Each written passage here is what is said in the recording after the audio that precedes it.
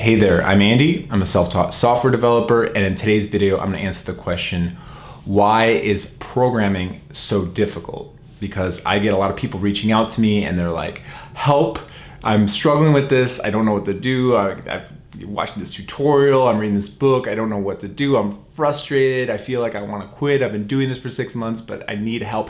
Like that's like the typical summation of a message that I'll get from people on Facebook and Twitter and even YouTube.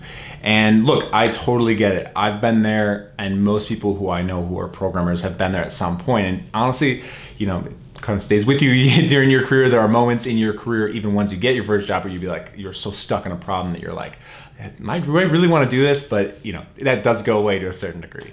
But look, let's answer the question, why is programming so difficult? And again, like I have had the opportunity to coach people at this point, to mentor people and to help people along in this process and just interact with a lot of people who are trying to become software developers. And I will tell you that the one biggest reason why programming is so difficult is right here. It's between your ears. It's your mental, it's your mindsets, it's your beliefs that you bring to the table that make programming so difficult. Look, programming from a technical perspective, from a skill perspective it's one of those skills that requires you to put in the time and effort for an extended period of time. You have to be consistent. You have to essentially immerse yourself like you would in learning a language, because no one is born with knowledge of how the internet works, how HTTP traffic works, how databases work, how SQL databases, how the relationships work. Like all of this technology we're not inherently born with.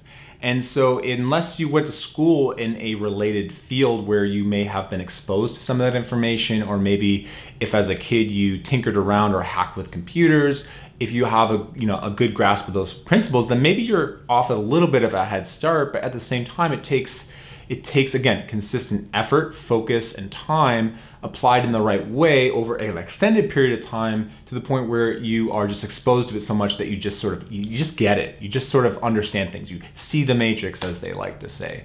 And so if it takes a long time, if it just requires you to follow the process, for most people that I see, their biggest enemy is themselves, right? We're talking about feeling bad for yourself, self-loathing, emotional problems like anger, frustration.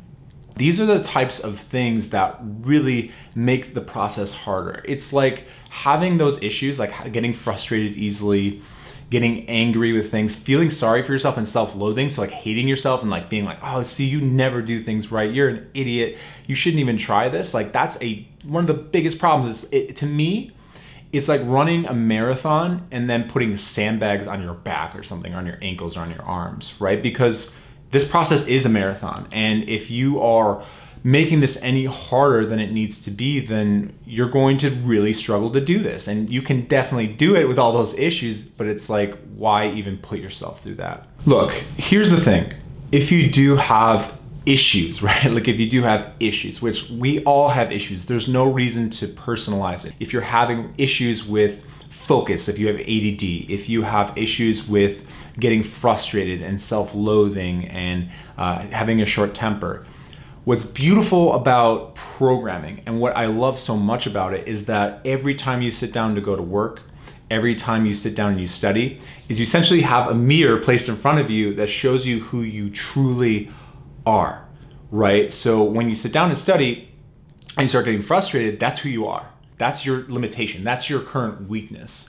And so programming in a lot of ways is going to show that back to you. And it's going to say, here's a problem that you can't solve. How are you going to react? And if you start crumbling under the pressure, if you start, having this mental self-talk that is really negative, then that is your weakness at this point in your life.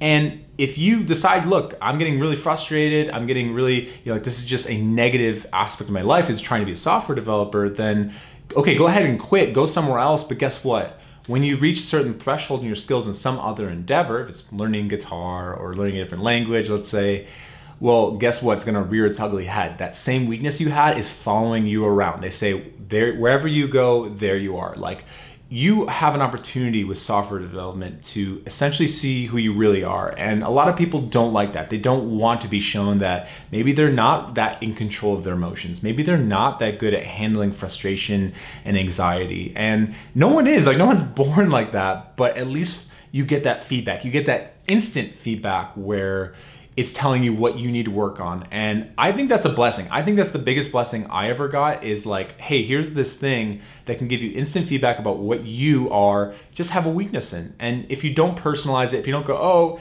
here's that weakness rearing up its ugly head, like, damn it, I just knew it. You can, read a book about something. Read a book about how to be more emotionally strong. You can read a book about how to handle your anxiety and frustration. It can lead you to things like meditation, breathing exercises, which are, to me, have been like life-saving in terms of anxiety. Like, I do breathing exercises, I do meditation, I do exercise on a regular basis. These are all things that I would never have had to learn. I would never be forced to discover them if I had just been staying at the same level, if I had just been serving tables, if I had just been at car sales, although I think that would have probably caused me to do something else. That's another story for another day. But the way I look at it is software development is gonna give you that opportunity to improve yourself. And it sounds like a grandiose promise, but trust me on this, it will do it if you recognize it for what it is and if you use it to your advantage. But don't quit because you think that your problems are gonna go away. Their problems will follow you no matter where you go. So look, if you've been working on becoming a programmer for an extended period of time, for a few months, if you found there was a period where you enjoyed it, but you're coming to this next step in the journey where you are facing more problems on a regular basis and you feel like, man, I don't know if this is for me, my advice to you is to keep pushing through. If you've enjoyed it, if you've loved any aspect of it, then this is the career you absolutely should get into. And you don't want to live with regrets about what if you could have done it, if you had just stuck with the process and learned to manage your mental emotional state better, manage your ADD problems if that's what you're going through. There are so many good books on this topic. Like I've been forced to read books in order to get better at certain things. For example, if you're a procrastinator, and I'm as big a procrastinator as anybody else, but one of the best books that I learned or read in the subject of procrastination was The War of Art by Steven Pressfield.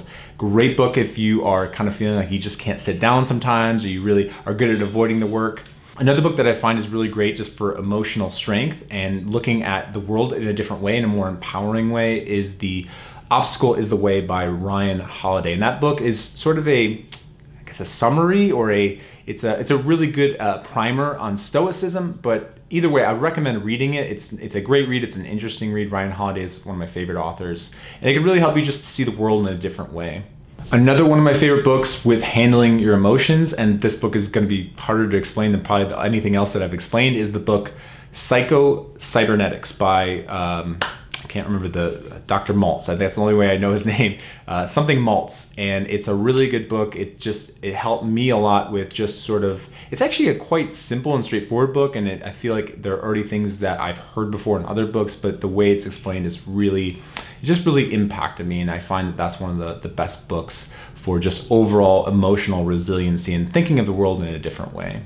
So look, I hope this video has been helpful in that this really gives you a better frame of why programming is so difficult, why people, again, focus so much on the technical aspect and learning aspect that they forget that anything challenging like this is really about, here. It's not about whatever you're trying to do. It's always about you and figuring out how to get through the issues that you're having. So I hope it's helpful. Read the books that I recommend and let me know if they've helped you along in making progress in some of the weaknesses that you're having currently. So that's really all I have for now. Go ahead and leave a like if you enjoyed the video, and as always, subscribe to my channel because I cover everything programming, software development. I want to make this channel all about getting people to the point where no matter who you are and where you come from, what you look like, you can go from where you are now, working at whatever job that you're at, to becoming a full-fledged programmer who's living the life of their dreams. So go ahead and subscribe and hit the bell icon.